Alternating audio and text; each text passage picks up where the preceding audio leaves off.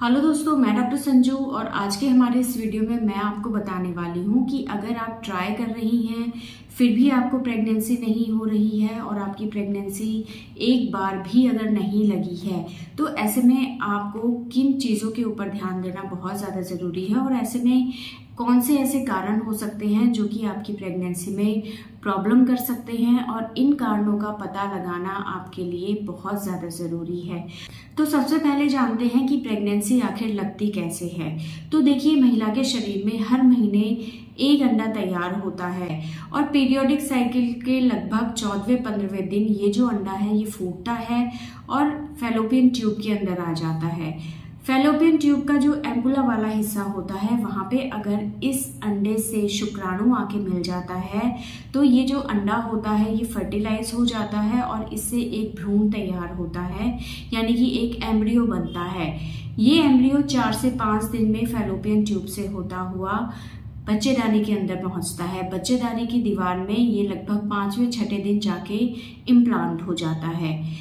इस इम्प्लांटेशन के बाद बच्चेदानी की दीवार से इसको रेगुलर ब्लड सप्लाई मिलती रहती है, प्रॉपर इसको न्यूट्रिशन मिलता रहता है, जिससे ये प्रेगनेंसी आगे बढ़ती रहती है। तो इस तरह से जो आपकी प्रेगनेंसी का प्रोसेस है वो स्टार्ट होता है।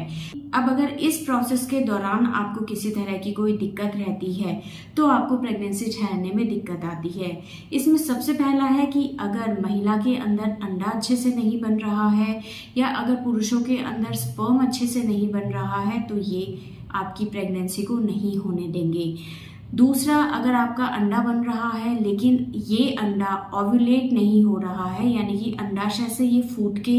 फैलोपियन ट्यूब में नहीं आ रहा है, यानी कि अगर आपको ओव्यूलेशन नहीं हो रहा है तो भी आपको प्रेगनेंसी नहीं होगी। और अगर आपको अंडा भी बन रहा है, ये फैलोपियन ट्यूब में भी आ रहा है लेकिन फैलोपियन ट्यूब में इसको स्पर्म नहीं मिल रहा है, यानी कि अगर फैलोपियन ट्यूब आपकी ब्लॉक है तो कई बार इस कारण की वजह से भी आपको प्रेगनेंसी नहीं ठहरती है।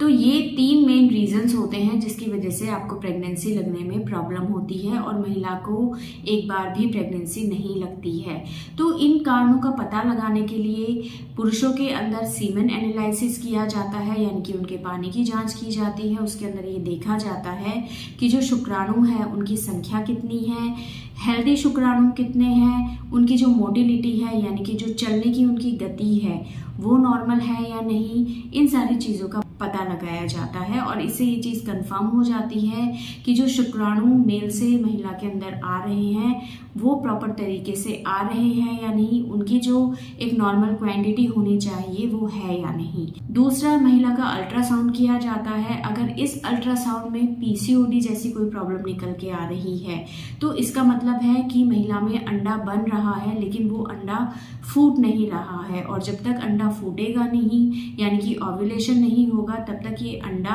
फैलोपियन ट्यूब में नहीं आएगा। तो ये भी एक कारण होता है कि आपके अंदर प्रेगनेंसी नहीं ठहर सकती है। इसके अलावा अंडा अच्छे तरीके से बन रहा है या नहीं उसका पता लगाने के लिए डॉक्टर आपको फॉलिकुलर स्टडी भी एडवाइस करते हैं, जिससे टाइम टाइम पे हर दूसरे-तीसरे दिन आपका अल्ट्रासाउंड कराया जाता है और उससे अंडा किस तरह से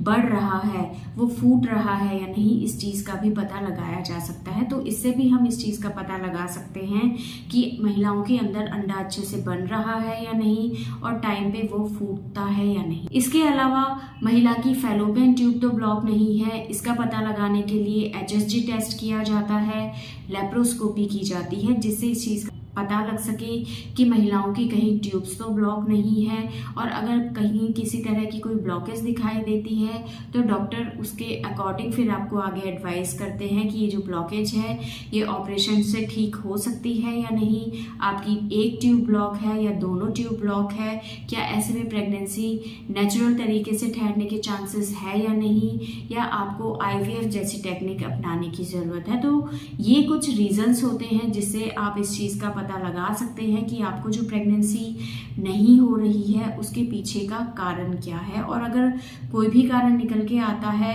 तो डॉक्टर आपको कुछ ट्रीटमेंट एडवाइस करते हैं, जिसको रेगुलर लेने से आपकी